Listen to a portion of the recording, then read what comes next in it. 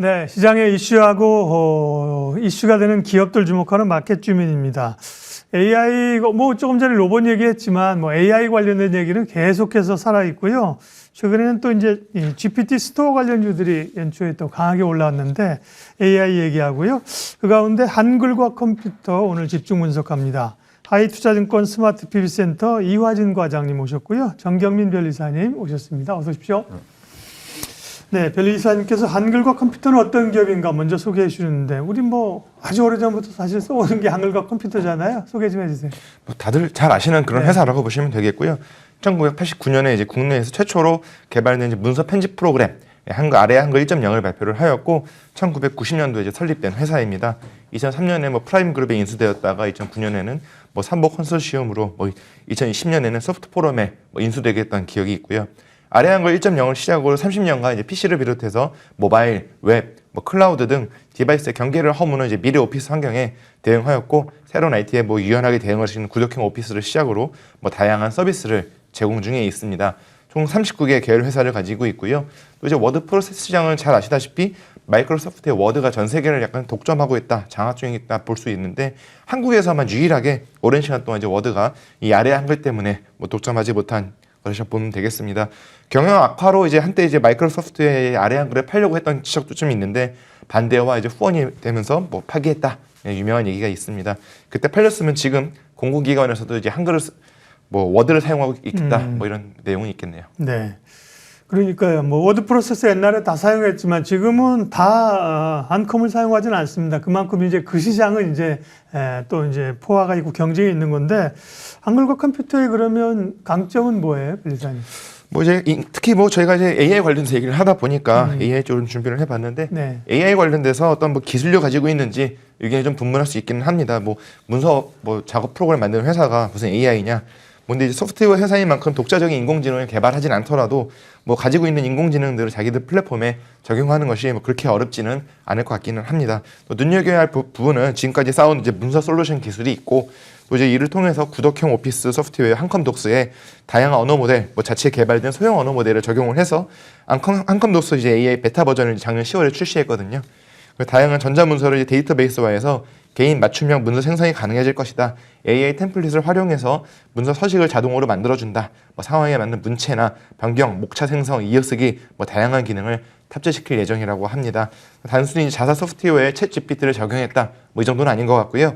30년 같은 문서 솔루션 기술이 있어서 이를 이제 AI 기술을 자체 개발, 접목해서 새로운 플랫폼으로 도약하는 것으로 보입니다.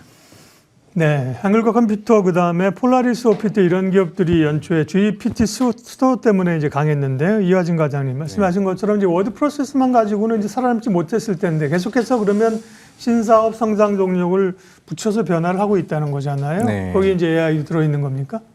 네, 사실 기존에는 이제 물론 메타버스도 이제 사업을 했었고 최근에는 두 개의 회사를 이제 인수를 했습니다. 뭐 클리소프트나 그리고 이제 스타트업 이제 회사인 한 회사를 이제 인수하게 되는데 이게 생성형 이제 언어의 모델을 이제 스타트업 하는 회사를 이제 인수하게 되면서 이게 포토2-이 아니라 제가 이름이 갑자기 생각이 안 나는데 그 두 회사를 이제 인수하게 되면서 이제 본격적으로 또 AI 시장 물론 예전에도 이제 우리가 싸이워드를 이제 인수하게 되면서 이제 그런 메타버스 시장에 또 진출을 하려고 했으나 이 결국에 계속 이제 물론 싸이워드가 코인 시장도 나왔고 이 계속 이제 심사 절차가 계속 이제 불발이 되게 되면서 결국에는 한컴프로티스를 정리하면서 본격적인 AI 시장에 좀 들어오지 않았나 좀 생각을 하고 있습니다. 네, 기억납니다. 싸이월드 인수하고 다시 그 옛날 자료들을 소환하고 문을 연다 그랬었는데 그죠? 네. 그게 이제 메타버스하고 관련됐고 그쪽은 좀 지연이 됐는데 최근에 뜨는 거는 이제 AI잖아요. AI 관련성은요.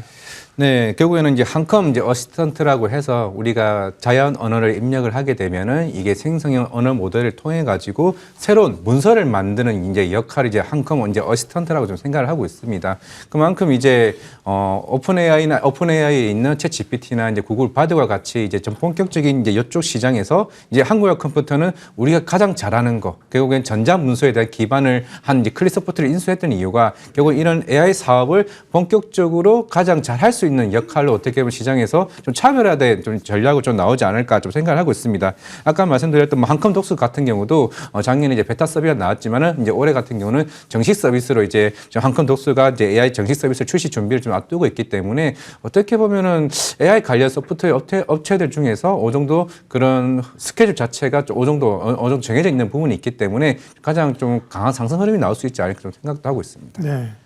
실적은 이따가 주가 얘기할 때 함께 묶어가고요. 네. 사업의 변화 내용 가운데 자회사 한컴 인스페이스, 여기는 또 우주 사업 자회사, 우주 사업도 해요. 뭐 상장 관련해서 얘기가 있었던 모양이군요. 네, 뭐 우주 이제 산업도 하고 있고 드론 관련 제조 사업을 하고 있는 좀 회사이긴 합니다. 물론 이 회사도 나스닥을 이제 준비하긴 했습니다만은 그만큼 사실 뭐 나스닥을 이제 뭐 이뿐만 아니라 다른 여러 회사도 나스닥을 준비를 하고 있지만은 사실 쉽지는 않았기 때문에 작년에 뭐 대신증권이나 이제 다른 증권사와 이제 IPO 이제 그런 이제 컨설팅을 했고 결국에는 올해 아마 프리 IPO 투자를 받게 되면은 아마 내년쯤에 좀 상장하지 않을까라고 생각을 하고 있습니다. 국내 증시에. 예, 국내 증시를 예. 이제 준비를 지금 하고 있는 상황이기 때문에 그만큼 이제 한컴 인스페이스 같은 경우도 사실 우리가 AI뿐만 아니라 우주 산업 같은 경우도 우리가 어느 정도 미래 성장 산업 중에 하나이기 때문에 충분히 좀 시장에서도 먹힐 수 있는 부분이 아닌가라 좀 생각을 하고 있습니다. 네. 변리사님 특허 좀 봐주세요. 기존 사업 분야가 많은지 새로운 산업 분야의 특허가 좀 올라오고 있는지 궁금하네요. 네, 이제 95년도부터 특허 출원을 시작을 하였고요. 총 출원 건수는 531건이 있습니다. 2010년도부터 이제 굉장히 관심을 좀 갖고 특허 출원을 시작한 것으로 이제 보일 수 있겠고요. 2018년도에는 갑자기 특허가 툭 튀어올랐는데 이거는 이제 이 당시에 보니까 매출액이 딱 1,000억을 돌파한 시기라서 좀 돈이 많아서 좀 많이 좀 사용했다 이렇게 보시면 될 것 같습니다. 그 이후로도 관심을 많이 갖고 특허 출원을 꾸준히 하고 있는 회사라 보시면 될 것 같습니다. 특허 출원 기술 쪽으로 살펴보면 G06F가 대부분을 차지하고 있는데 뭐 잘 아시다시피 전기에 의해서 디지털 데이터 처리 우리 소프트웨어 쪽이라고 보시면 될 것 같습니다. 최근에 이제 등록된 특허 요지 리스트를 좀 가지고 와봤습니다.